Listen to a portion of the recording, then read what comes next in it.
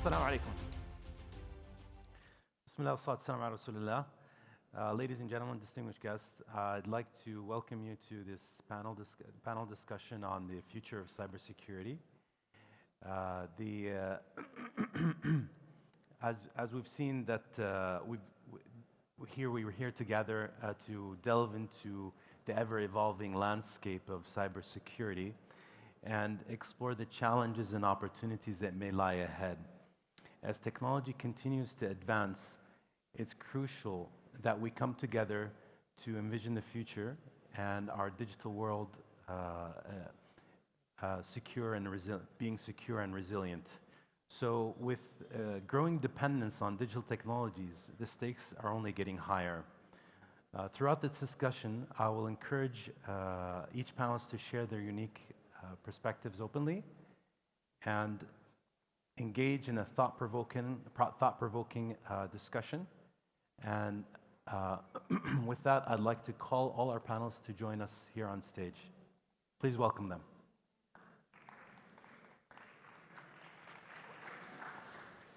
I might need a hand up. That's all right. Oh, thank you. Right here.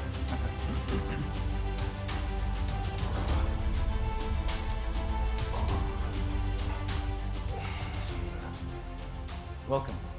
Thank you. So briefly, I haven't introduced you guys, but what I would like to do actually is I would like each one of you to introduce themselves and then even talk about a little bit about how they came about to be in this speciality and expertise. Starting with you, Hash, please go ahead. Thank you, Osama, and thank you everyone from MENA for the invite. Hash Choudhuri, I head up Cribl for international markets.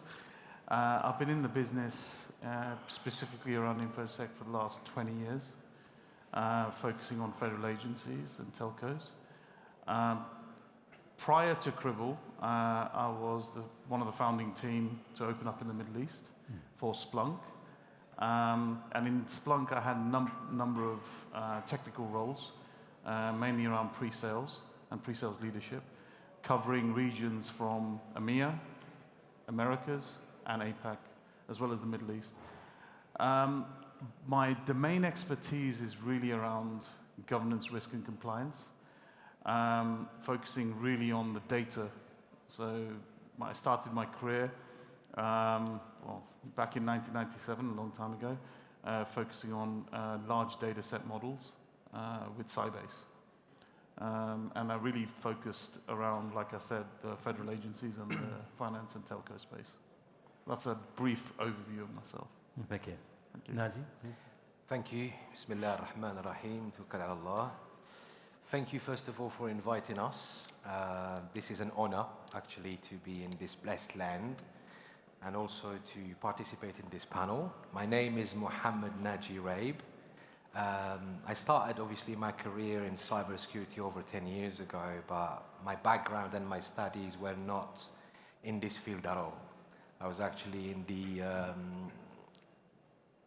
politics, in a way. So I studied, obviously, political science and international relations. I was about to go into diplomacy and things like that, and ended up in cyber by pure chance, actually. So I liked the field, and I started to work with different vendors, including infrastructure vendors and legacy, I would say, security vendors at the very beginning. Then, obviously, with the transformation of the sector, we went into things like MDMs and cloud security and pen testing, vulnerability scans, the likes of A10, Thales, White Hat, and so on. My previous background was in cyber threat intelligence when I went into in-depth knowledge about how we get threat huntings, activities, and around, obviously, the campaigns of threat actors.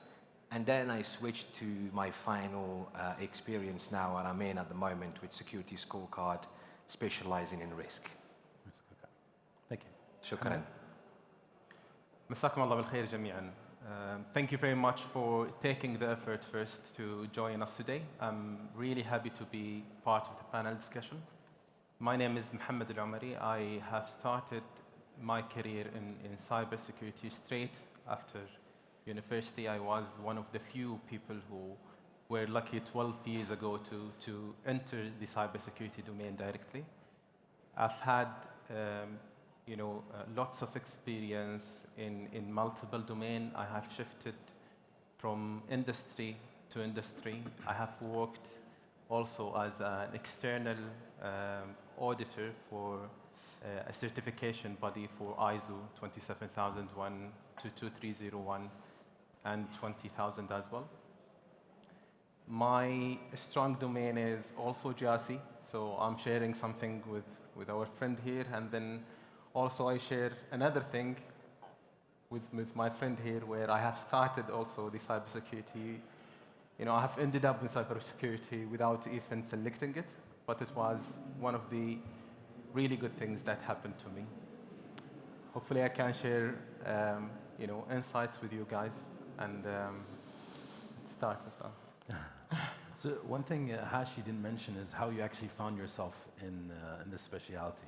Yeah, it's a good question. No one really, life is different now, right? There's a specialism for cybersecurity, there's courses, there's training.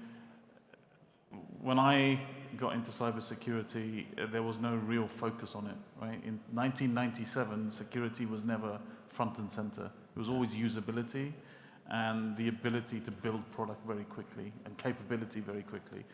So the way I kind of got into it was from the federal agencies. The only people really focusing was central government in the I'm from the UK, so central government in the UK, and they had very, very specific core expertise. So if you look at most people in the cybersecurity realm who are of my age, which is old, they kind of hail from that type of background, because finance and telcos really didn't have the level of focus that the government agencies did back in the day.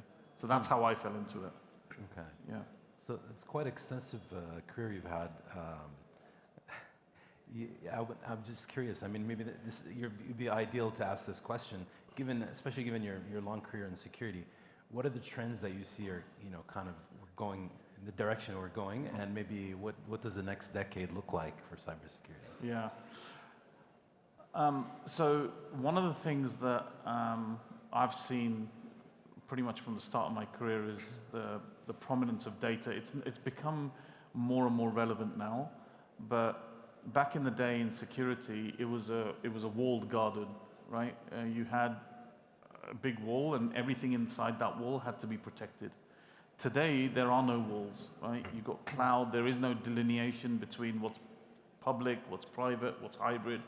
Everything is kind of commingled, right? Mm-hmm. So you've seen a couple of speakers here today talking about that absence of the wall, right? So when you're talking about what's happening now, you look at the SOC, right? That has a specific set of skills, specific set of technologies, and a specific business requirement. You then look at the NOC, similar type of thing with a different lens, right? It still requires data. Data is exactly the same. In fact, data is nearly always the same between the SOC and the NOC, right? And then you have what we call the BOC, the business operations, what keeps the lights on, right? So if you look at a telco, they want to see average user spend. They want to see user behaviors, right? But that also relies on the same data. So what I'm starting to see is companies combining all of these data sets into common tooling, right?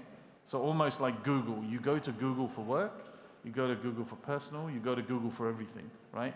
Similar type of thing you're starting to see within organizations where you have a common platform with different lenses based on the department, right? So if it's security, you'll have a security lens. Why are you doing this? Well, because the data is the same, the outcomes might be different, but you maintain one set of platforms instead of maintaining 3 sets of platforms. You couple that with the skills deficit. Everyone in the world has a skills deficit right now, right? Some countries more than others, but how do you maintain a top-tier capability right?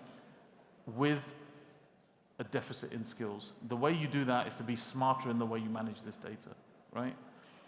The other common thing that I see, and this is once again in the security realm, I'm having a lot of conversations with national critical infrastructure where IT and OT have been completely separate. Now, you're seeing IT and OT in the same room having the same conversation. That never used to happen before, right? Because, for example, if you take OT, they are, let's take pipelines, right? Gas pipelines, chemical pipelines. They are concerned about the operational efficiency, okay?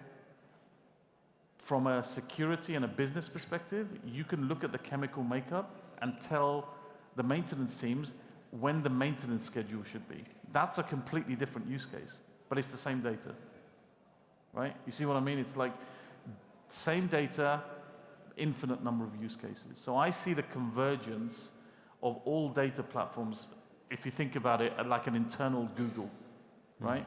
You then, I don't want to talk about AI because it's overhyped, but you couple that with the large language model on top, and you don't even have to be a subject matter expert. Currently, you have level 1, level 2, and level 3 SOC, right?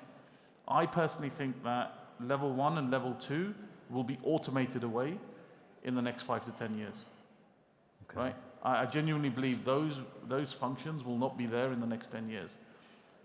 The level 3, the threat hunters, will become 10x threat hunter. What do I mean by this? A 10x threat hunter is someone with the right tools can be 10x more productive, right? You can't really ever get rid of the threat hunters, the subject matter experts, but you can make them hyper efficient, right? So you give them the right tooling to make those inferences, and they'll be, instead of needing 5 threat hunters, you'll need 2, right? So that's kind of what I'm seeing is kind of convergence of multiple disciplines to create a unified data set. That's what I'm saying. So just to kind of follow up on that. So I know you don't like the AI buzzword and so forth, and our discussion beforehand said let's avoid it, but you're the one who broached this That's topic. true. So. It's my fault. So what I'm curious about, you mentioned that the level 1 will be somewhat automated, but I'd like to challenge you on that because machine learning isn't new. We've had it for quite some time, maybe more than 10 years or so. We've seen it in even maybe 20 years. We've seen it in the technologies, and it hasn't fully removed level 1. Maybe it redefined what level 1 is, but level 1 is still there. We still need it so far. So how do you see AI actually changing that, if so? Look, the major chokehold on AI, ML, call it whatever you want, has really been compute, right? 20 years ago, there just wasn't the level of compute that you have today, right? The other thing that's changed is you can offload this compute to the cloud now, right? So there's a large oil company in Saudi Arabia, right, that has 1,000, this is from 6-7 years ago, they had 1,000, they call it a high-performance computing center, right? They have 1,000 blades for ad hoc operations. It cost them a fortune to maintain, right? They offloaded that to the cloud, right? So now I can spin it up, spin it down, and I don't have to maintain the infrastructure. The cost was prohibitive. Now the cost has come down drastically, right? If you think about it, to do some of the compute models, it takes massive amount. I mean, OpenAI, the only reason they signed that relationship with Microsoft was for compute, right? They were spending 10 million a month on compute. That was the biggest inhibitor. Now, obviously, with the key cloud providers, they're reducing the cost, which means innovation increases, right? Yeah. Mohammad, would you like to add something? Yeah, so just getting back to this, the same thing, so I agree with Hash here. So from my perspective, for each technology, there is a tipping point. So let's take an example, internet. So internet invented in the 60s, and then it went public around 80s, but it didn't get adopted until browser and the user interface got introduced. That was the tipping point, and then people started dealing with all the risk around web protection, cross-site scripting thingy. So the same thing for cloud maybe happened during the introduction of commercializing the aspect with AWS. Now for AI, I would say the generative, AI, ChatGPT is now the tipping point where the risk is becoming, true for us. Thank you. Nadji, I'd like to pose this question to you. I mean, given kind of the future outlook and what we expect to happen in the future, what do you think, in your opinion, what are the most critical changes that we must make to face the future effectively? Thank you for the question. Bismillah ar-Rahman ar-Rahim again. I do follow up of what my honorable friends has said in terms of transformation. Companies before had a very simple network setup. Yeah? They have obviously LAN inside, and then they go with one IP gateway to the internet. The internet wasn't that exposed, wasn't that complex, and it was easily controllable. With the digital transformation and moving out to cloud, and you mentioned obviously hybrid environments, things are not in control anymore.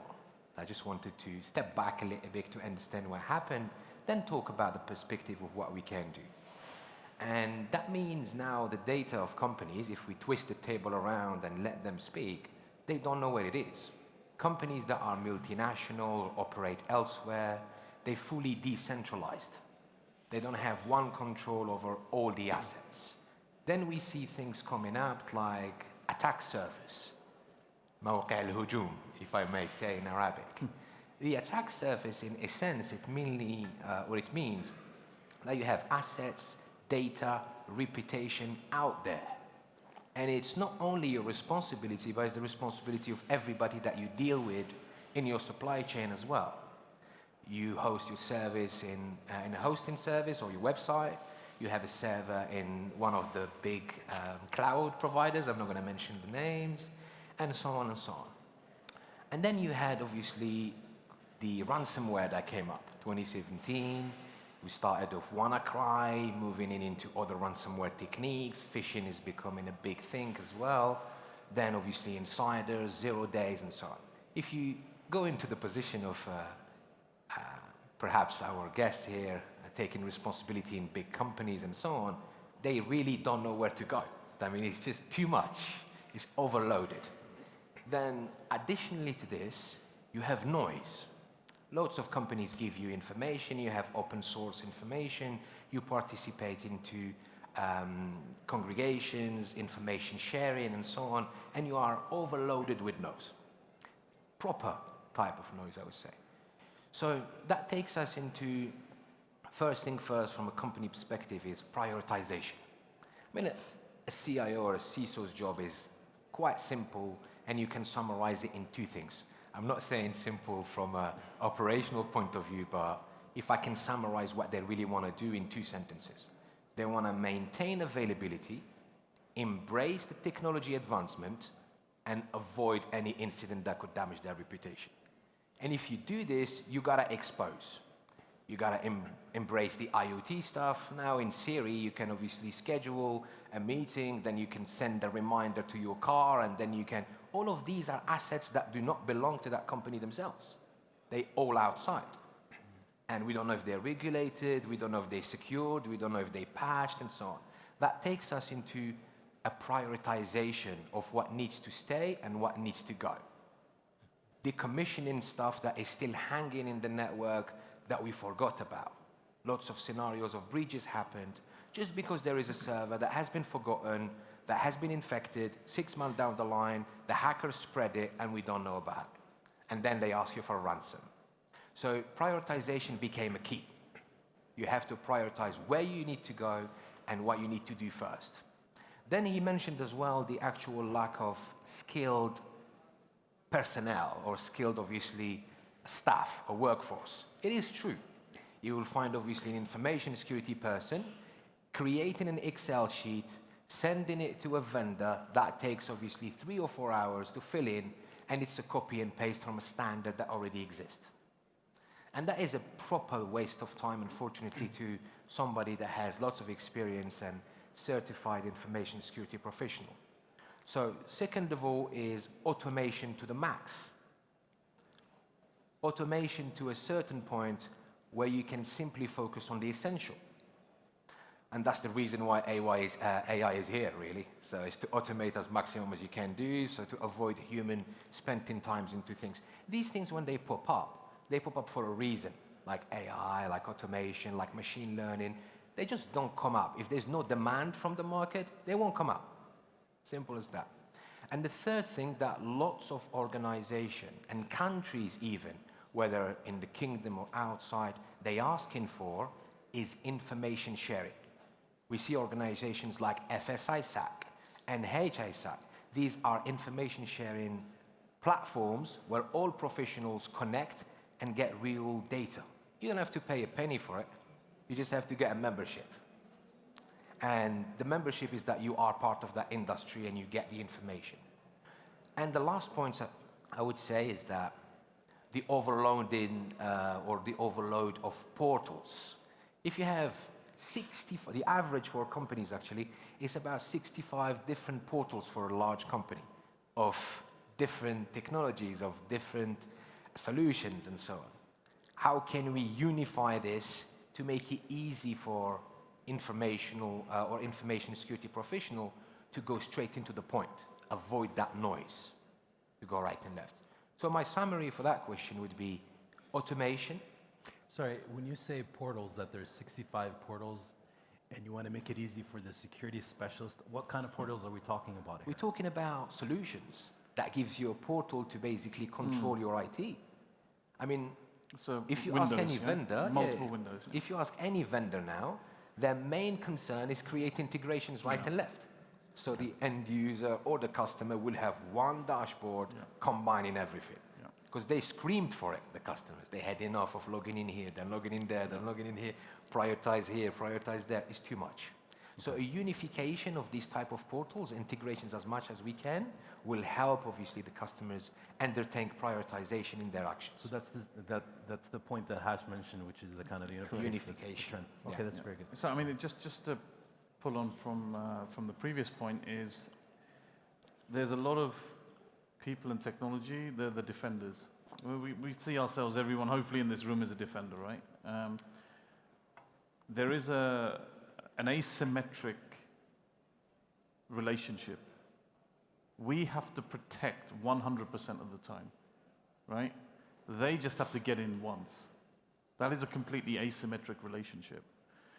When you combine the fact that we use a bunch of technologies, we use, advanced models, we use machine learning, we use all of this stuff here in this room, right? They're also using it. So it's machine to machine, and it's economy-based, right? If someone breaches into a highly classified institution, the prize could be a few $1 million, right? A few $100 million, right? But do you have budgets a few $100 million to protect that? So there is a relationship that you have to create the calculus in your head. What risk am I willing to accept, and what risk am I willing to offload, right? And that's only something a CISO can do, right? I mean, and every head of security is completely different, right? So one of the things is, it's always good to understand what the offensive team are doing as well, right? And how they're using the technologies, because now... That goes back to the information sharing that Correct. Nadji mentioned. Correct. So, I mean, if you look at some of the technologies now, on the defensive side, we can get automated scripts to run, right? You can actually go and build a mobile application with having zero experience. Now, just imagine taking that capability and creating a polymorphic worm, for example, right? Which completely changes itself. It's very hard to detect that. Yeah. It's practically impossible, right? So then you have to look at other areas on how to defend, right? So just want to, you know, whatever we discuss in this room, there's someone else in another room trying to figure out how to circumvent, right? So Nadji, you wanted to add something, Mohammad? Yeah, maybe there is one thing I want to share here is, you know, one of the changes that we need to adopt so that we can respond, you know, in a better, let's say, manner to the changes is moving from one-dimensional approach to multi-dimensional. So we've been seen even by, let's say, you know, by the outside and executive management sometimes as subset of technology, and we are not. I think, you know, few of our colleagues have touched on this point before. But we do have much more things to worry about beyond technology. So, for example, you know, what are we doing in human aspect security, whether that is the awareness thingy, or when people are joining our company, what sort of, you know, screening, due diligence that we need to put. And to relate to what I'm saying, I think, you know, the National Cybersecurity Agency in Saudi have started, you know, in 2018 in this journey in specific. So they have started with enforcing the essential cybersecurity requirement. And then once this basics, which is basically, let's say, technology, although it covers more than that, and then they have moved to specific areas that people, you know, used to forget completely. So for example, the cloud aspect and how can we secure the cloud aspect if we are subscribing to an organization. Or there is a new regulation that is also, you know, being published and people are now following it, which is around securing the social media accounts for the company. So this is really, really a good topic, and it can do lots of harm, or it can do a lot of harm to the organization if it's not secured. Now, there is a specific guideline for this specific area by the government to follow. And now there is another step, which is maybe moving from technological controls to the data security. So there is a new regulation issued last year, which is around securing the data itself.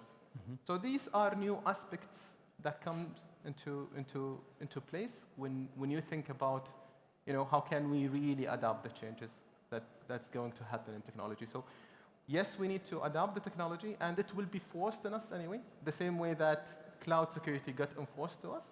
But also we need to look into our main role of being business enabler. This is one thing, and also, you know, necessary course for the business to adopt new technology. Actually, I have a very good. I want to follow up on your question, but I'm just going to go back to Nadji for just to summarize, because he had some good points. I just want to make sure that I captured them all. So the changes that you would suggest, the critical ones for us to be effective in facing the future or future changes, you highlighted upskilling, you highlighted automation, you highlighted information sharing, and you highlighted unified portal for user access for the specialists to get that. Is there any other point that you would like to add to that? The first important point, prioritization. Prioritization, yeah. Because you didn't count that, and I wasn't sure, because you got, I actually wrote down prioritization, but you said the second one after the third one, so I wasn't sure if you were considering that. What I mean is, complexity of the environment is not going to go down. Nobody's going to go back into one data center, placed in the company underground, and then coming back to the old age. That's not going to happen. Yeah. Obviously, God knows the future, but I'm saying this is, it's not in the forecasted future, I would say. Now, it's going to be more complex and complex. Yeah. It's going to perhaps even something will be created in where we can optimize the data to the maximum, really. Companies are looking into an optimum availability in every technological aspect. Tomorrow, a new phone has appeared with some new application. They want everybody to be included in that. Yeah. Otherwise, you lose business. So you have a fine line between optimum availability and embracing technology and reducing the risk of being breached, of having an incident, and damaging your reputation. So this is the fine line. I was mentioning prioritization, information sharing is not a new thing.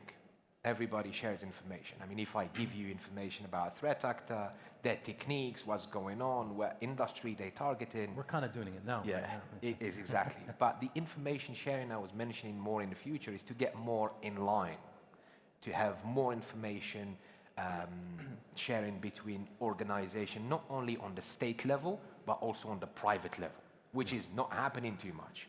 I mean, if you go to SMBs, small companies, or there's a lot of startup now and so on, they don't go into that level yet. Okay. But it's good to have like one database allows companies to get or to chip in there, send their information, and also take information that is relevant to them. As I said, ISACs for financial services is offered to every financial company in the world. And we can do something like that perhaps in the kingdom as well, if there isn't any apart from the ones that are already existing. Thank you. You mentioned, Mohammad, about being a business enabler, and that's if you ask anybody in an organization about the security department and ask them, do you think the security department is a business enabler? That's like the furthest they'll actually think of this. They'll say they're the opposite. At least from my personal experience. Yeah, unfortunately. So can you talk a little bit about that? How do we become secure while enabling the business, making sure that it is enabled fully? Well, I think we can do a lot as cybersecurity professionals, especially those who are leading the cybersecurity function. The perception is there, and the perception is true. So they are not actually, having this perception out of the blue. So we've been really operating in our, SOC room or, beyond the wall, and we do not understand the business really, and we keep projecting the business to grow, right? Back to your point, nobody is going back to the old days, although we would like to have that from security perspective, but agility forces us to move side by side with the business, right? And then we need to be open to embrace new technology with understanding its threats, but also we need to jump to the opportunity to demonstrate to the business that we do enable you much more than only securing technology. So one example for, just to demonstrate what I'm saying is in mergers and acquisition moves. So lots of parties are involved. ERM, for example, enterprise risk management, usually involved, but not cybersecurity. So if you see something like that, you need to jump to the business, explain to the leader that there is a huge risk, to be quantified before you make your deal or before you make your decision. So what if, for example, the company that we are going to, acquire is compromised or has 90% of its assets out of support?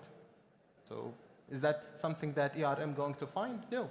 It's cybersecurity where we can demonstrate our value, at least give them that comfort so that they can take the decision among, all the other risks identified from other areas. So I like that example, but it's kind of more on the risk side to kind of quantifying risk. But when we're talking on the operational side, what is it that security personnel can do to be seen more of an enabler or to act more of an enabler within the organization?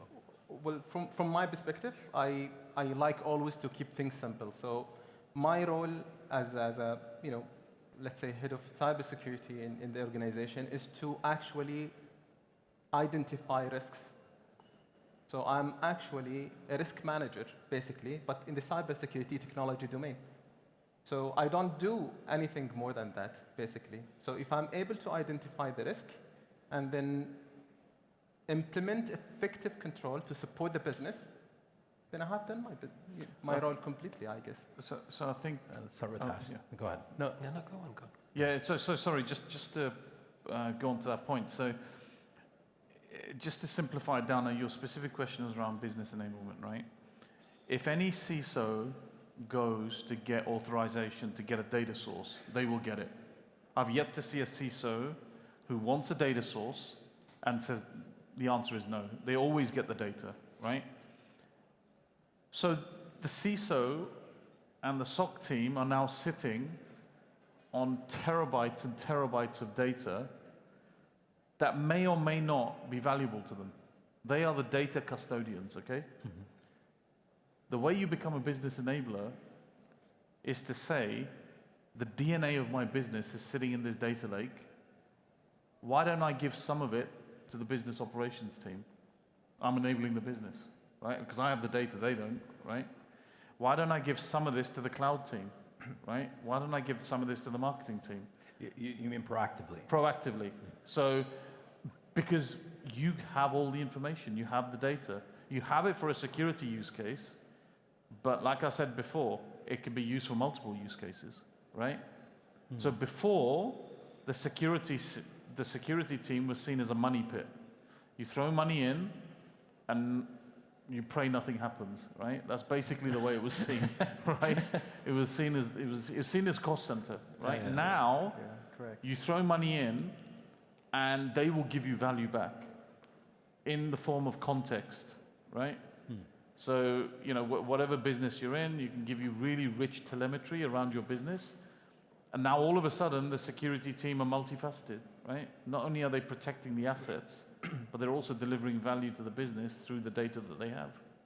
But it kind of seems that you're suggesting that they kind of need to expand their skill set to be better understanding of how the business functions and how this can actually benefit the business. That's a great question. So what is it? What's the difference between a SOC analyst and a business analyst, right? Ultimately, there's a bit of domain expertise, but it's how you slice that data, right? It's a hypothesis. So a business analyst has an outcome that they want, right? I want to see the average cost per user, right? That's a hypothesis. The SOC team have a similar hypothesis. I want to know how many endpoints are running on a Windows environment, right? That's another hypothesis. Ultimately, it just becomes a data slicing problem, right? Okay. The skill sets are relatively the same, but it just depends on the outcomes you're looking for are different, right? Nadji, you wanted to add to that? Yeah. I second him 100%. Even though it's risk, but quantification of risk comes from operational data. He mentioned M&A, mergers and acquisition, and big groups do this a lot. They do obviously acquire companies sometimes on a daily basis. There is a new technology that pops up, disruptive, take it in, close it down. This is the business competitivity, it's normal. But what he mentioned is poor due diligence on the cyber side 100% exists. At the moment, we've seen big companies, I had the chance to work with them in this type of project. They use Excel sheet based on standard that existed in 2003. And since then, obviously, it's the same big standard, people know it, but they used copy-paste questions from that standard in an Excel sheet to do the due diligence. Are we aware of what's the actual real risk or operational risk, as you said, or cybersecurity operational risk, if I might just extend it, of that specific company that I will acquire?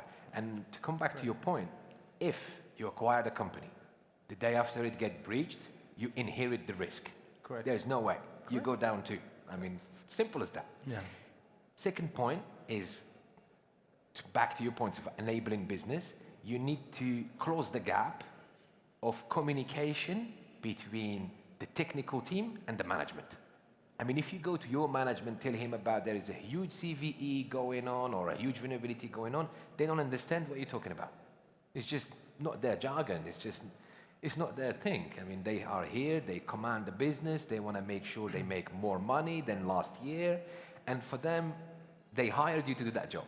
So taking that gap of communication between technical team and non-technical team and measuring whether it's risk or operational security, whatever you might call it, these are just obviously terminologies really, into a simple communicative way. Yeah. In comparison to the industry, we are in the middle. Yeah. They have better solutions, they are more skewed. In comparison to our peers, we are here.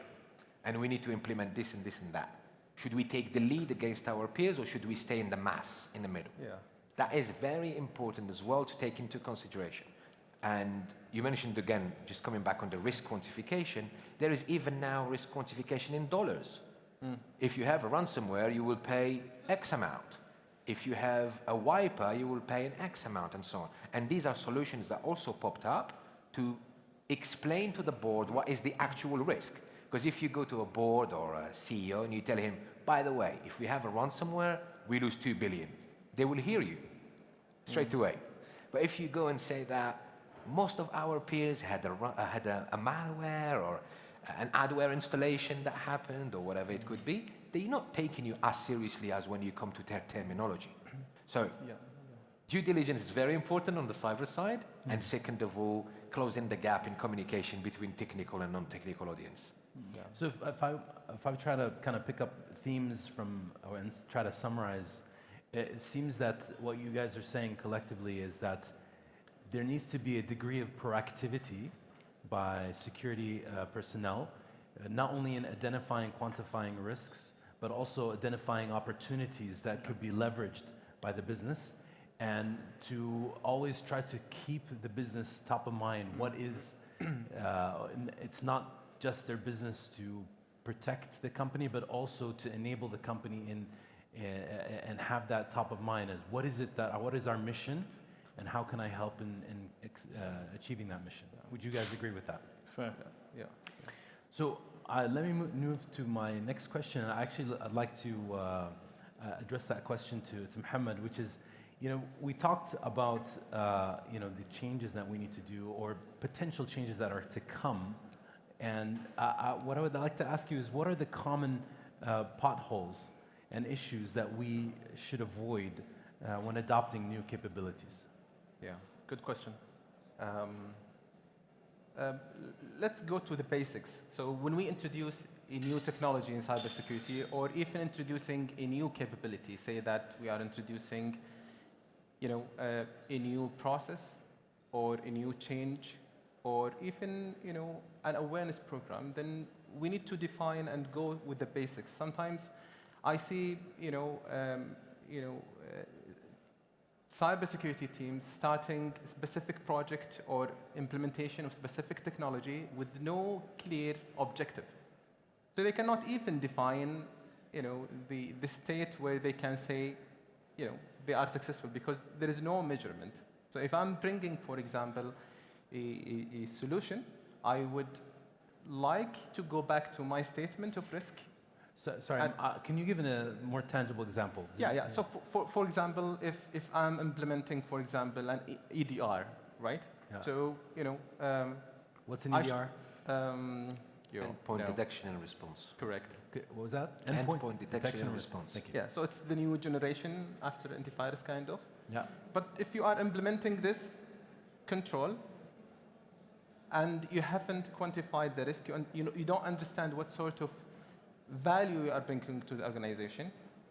If you are bringing it on top of an antivirus that is not working properly, for example, then it's almost not a good start.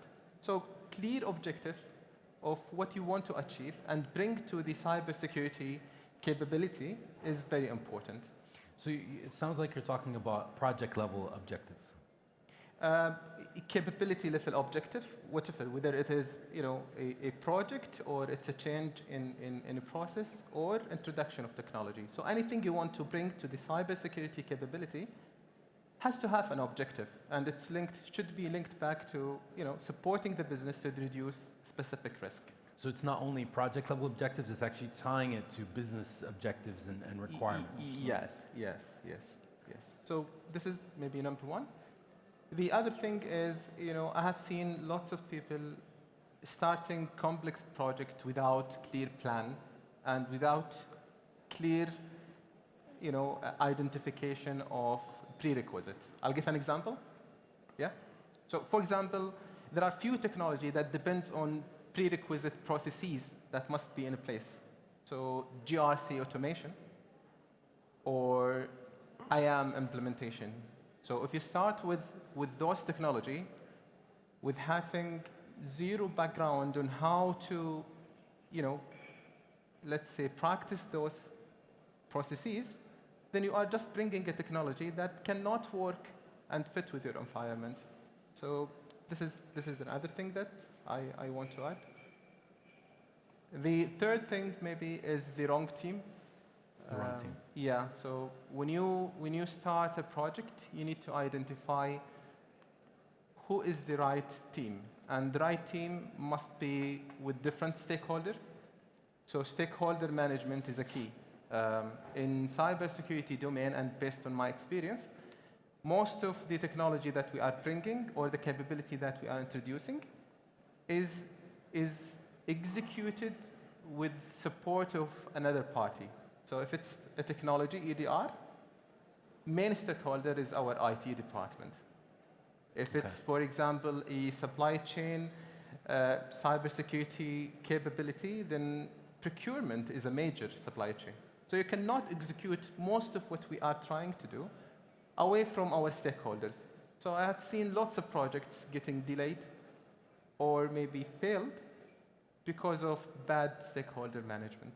Doesn't that tie to your previous point, which is the alignment part, even though it's not necessarily alignment with the environment, but it's also alignment with the organization as a whole? Yeah, correct. So from my perspective, cybersecurity does not work in silo. We are not even a first line in the three lines of defense. We are just a second line. So we are existed actually to provide assurance on what first line is doing. Whether first line is IT or HR or procurement, you name it. Okay. So I have a question, and it's buzzword related. So I'm gonna, since Hash is the buzzword sensitive person here, I'm gonna direct this question to you. Yeah, and this has to do with the quantum computing. So it's one of those buzzwords, obviously, and it's been out there for a while. But is there a real risk to security, given the kind of continuous advancement that we see in quantum computing? Yeah, look, quantum is scary, right? Okay. It's super scary. I think they're at 12 qubits right now of compute, but it's not going to be long before you get to something that's going to be impactful, right? So what does quantum mean? It basically means that your current 256-bit AES encryption, which is pretty much unbreakable, can be broken within 20 seconds, right? But it also means you can sequence probably DNA in like 5 minutes, right? I mean, there is a lot of good and a lot of, just like with all technologies. To answer your question, if quantum was alive today in the form that we think it's going to be around, pretty much nothing is safe. I mean, but are you saying you don't believe that it's getting there? No, it's definitely getting there. It's definitely getting there, but today, nothing is quantum resistant, is what I'm saying. I mean, it's not even being thought about right now. So what do we? You don't even know what to do. There are. I mean, just like quantum is being built in research labs, quantum resistant capabilities are also being built, right? So at the moment, that doesn't exist, as far as I know, right? There is no quantum resistant encryption, right? That exists, and that's the most important thing in our line of work anyway, in this room. But I think it's definitely hugely beneficial. I mean, we talked about, we talk about buzzwords. You talked about AI, ML. It reduces the compute footprint by factors of 1,000, right? So all of a sudden, if quantum was to be around, say in the next 10 years, that whole AI cycle will once again take another shot in the arm, and you will see massive innovations coming from there. Okay. Right now, it's the compute that's holding everything back, right? Because computing hasn't really changed in the last 60 years, to be honest. I want to touch upon something you mentioned, Nadji, earlier, but briefly, we only have 5 minutes, so briefly, you mentioned something related to that small businesses have greater challenges because of the lack of resources that they have.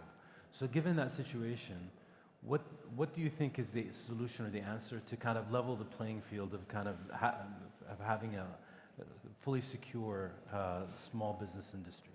If we're talking from a cybersecurity perspective, or if we're talking about business perspective, I can see that both they're connected in a way. So big businesses, their fear is to not have a disruptive company that will compete against them. That's normal. We've seen this happening with Uber, Facebook, TikToks, and all those things that happened. It embraces the market demand, and obviously it comes up, and it will compete against them. Now you see government stopping them and putting regulations in place to not go above and beyond what is authorized and not authorized. So it's, again, coming back to that point, fine line between advancing and securing. It's very thin line, by the way, because you can go in either way. But I would say from the big, large companies, investing already on these startups is a good point, but not acquiring them fully sometimes is it's a bit of an issue. If you acquire them, the technology dies. They don't follow up on the actual progress. Because imagine you are a CEO, you create your own startup, you have the ambition, you have the dream to arrive to the level of the biggest ones as well. But by sometimes acquiring them, the dream stops. So I would say if I can give in any piece of advice to the large companies and enterprises, is to invest in them, get a part of the share, so at least they have profit, but in the meantime, encourage the R&D on those small startups. That's from a business perspective. From a cybersecurity perspective, coming back to the information sharing. They don't have proper systems in place yet. They go with the cheaper options because they don't have lots of investment. In the meantime, that will just expose them to a lot of risk and lots of incidents. So potentially in the cybersecurity aspect, opening the door for them, so information sharing, and also to have access to other resources that potentially could be held by those big enterprises. So on this topic of information sharing, how you as a specialist, and I actually would like to pose this to all of you, as a specialist, how do you stay on top and kind of always maintain what's being up to date on what's new and educating yourself on security, given the rapid change and so forth? This is the job of those organizations that are sharing information. They create a committee, like ISACs, for example. There is CTI specialist in it, SOC specialist, information security analyst, and so on. Their job is to do the aggregation, deduplication, and correlation of that information. Okay. To make it more specific and funneled to the exact sector they are related to. In addition to ISACs? There are obviously like sub-ISACs, there are regional sharing information, there are even doctors gathering together to speak about stuff like that. Okay. So we just need to formalize them more and give them a little bit of capacities so the information is shared quite everywhere. Now, and then on a personal level, how do you stay on top of the game and kind of always aware what, not necessarily about the new threats, but just overall educating yourself on the advancements in cybersecurity, whether it's from not only from technologies, but also kind of on processes or techniques and so forth? I always do due diligence on the information source. You always what? Do due diligence on the information source, because there's lots of information. Yeah, but where do you? So are you saying you just read whatever you get? Do you have a specific feed? Is there a specific, well-known organizations that you? Is it just the ISACs? What is it? No, governmental information is the most accurate, I would say. Okay. Because obviously, loads of other information wants to do the buzz, as you mentioned, the buzz. Obviously, by giving you fake information, they make the buzz. So obviously, I more relate to government shared information, which is quite more reliable because there is a reputation in line. But also there are some like databreach.net and certain magazines that are still traditionally correct and accurate that I follow on. Thank you. Hash, where do you get your information to stay on top of the game? I follow a few VCs, right? So that tells you where the innovation's coming from. So you've got Sequoia, Redpoint, CRV. You look at their portfolio companies. So that's a really good kind of grassroots. I follow a couple of key commentators. I've got an RSS feed, which I've aggregated over the last few years. Gives me curated information, force feeds me the information, right? So I don't have to go looking. It's just one portal. So took you some time to build that. Yeah. I mean, it's always getting changed. It's organic, right? So I started it maybe 8 years ago, and now it's like completely organic. So I get the most relevant curated information to keep me ahead of the game. Mohammad, how do you stay ahead with information?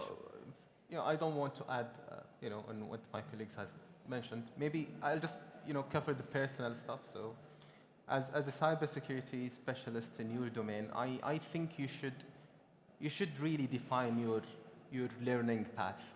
So, cybersecurity is really, really intensive, in terms of the domains, the skill set needed, and you cannot cover it all, right? But you need to be clear with yourself what sort of capability, knowledge, skills that you want to build. So from my perspective, I have started general, something like CISP, and then I have tried to navigate into few areas I want to cover, like, for example, auditing or for example, SOC specific skills. And then the other thing I want to say is your learning as a cybersecurity should be beyond cybersecurity domains. Otherwise, you will not be successful if you don't understand how the business is somehow coming together to make profit. Thank you. So Thank you very much. In closing, I'd like to extend my gratitude to all the distinguished panelists for their presence here today. And I think it's very interesting talking about the future of cybersecurity. I think essentially the future of cybersecurity is in our hands, and as we've heard today, it's extremely important to. We talked about the theme of sharing knowledge and expertise. So I think if there's one thing that we need to take away today, personally, I would say that we need to be encouraged to be continuously learning, but also continuously sharing knowledge and expertise for a better future. Thank you very much. Thank you. Thank you.